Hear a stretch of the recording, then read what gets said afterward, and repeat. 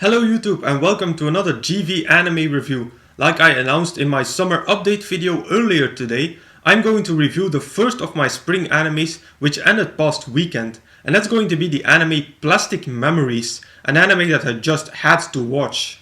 I remember the first time that this anime appeared on AniChart, there was only one sentence in the description box, which was a story about meetings and partings. I was immediately grabbed by this sentence and I decided to watch this anime. The story of Plastic Memories takes place in the not too distant future, where humans live together with Giftias, which are humanoid robots. The story starts when our main hero, Tsukasa Misugaki, starts working at the terminal service, which is a company that retrieves old Giftias when they reach their expiration date.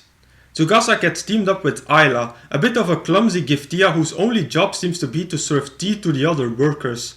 But soon, deeper and darker secrets about Ayla start to unfold.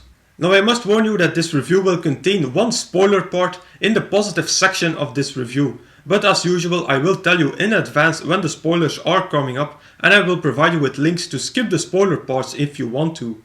The first thing that I want to address is not so much the actual story itself, but the deeper meaning of the anime. As the title Plastic Memories says, the memories of the Giftias are made from plastic, and when they are retrieved, they lose these memories forever. And that's a very scary thought to me. It can be compared with Alzheimer's disease in some kind of way, and that's one of my biggest fears, that is to lose my memories one day.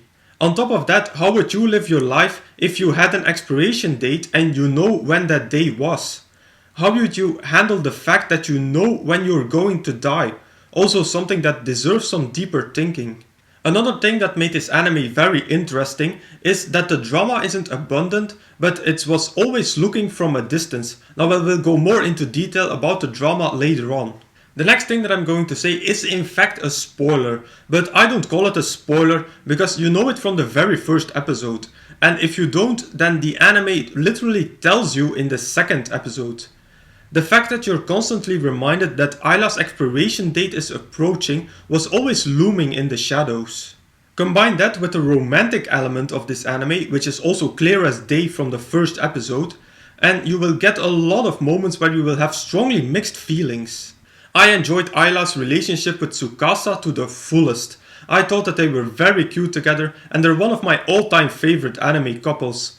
But the fact that Ayla was going to die always made me sad at the same time, and that's what kept this anime very interesting. Now we get to the spoiler part, so click the link if you haven't seen Plastic Memories yet. I was really happy that the writers didn't choose the easy way out at the end of the anime. I was fearing that they would use a miracle ending to force a happy ending, but I'm so thankful that they didn't do that and that they give Ayla a proper goodbye, because a miracle ending would have been a big negative point to this anime. A negative point is that the story of Plastic Memories is so extremely cliché. From the moment that I knew that the Giftias had a limited lifespan and that Ayla was a Giftia, I knew what was going to happen. It was so obvious from the start. So not the most original story there. A second negative point was the overall level of drama. Besides the fact that we're reminded that Ayla is going to die from time to time, Plastic Memories' level of drama could have been higher, especially since the first episode's drama was so good.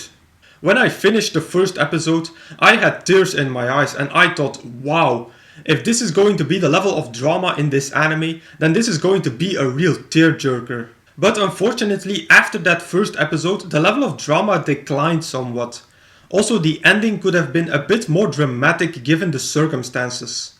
A last negative point is that there were some superfluous characters in this anime, like for example Shari or Eru. They didn't add much to the development of the story and they could have been left out easily. A last remark isn't a negative point from this anime itself, but it's a repeating pattern. A lot of animes that I really like are so damn short. Plastic Memories only has 13 episodes, and then we have animes like True Tears, Angel Beats, Anohana the Flower We Saw That Day, and another one from which a review is coming in the next couple of weeks. All of them have 13 episodes at maximum, which is a real shame in my eyes. So as a conclusion, besides the extremely cliché story that Plastic Memories brings and some superfluous characters, I really enjoyed watching Plastic Memories. That's why I'm going to rate it at 4 out of 5 stars. I can already tell that Plastic Memories was my favorite anime from this spring season, even though there are still some animes that haven't finished yet. But I believe that my opinion won't change anymore. And with that, I conclude my review of Plastic Memories. As usual, you can find a full list of all my animes and reviews over at Anime Planet.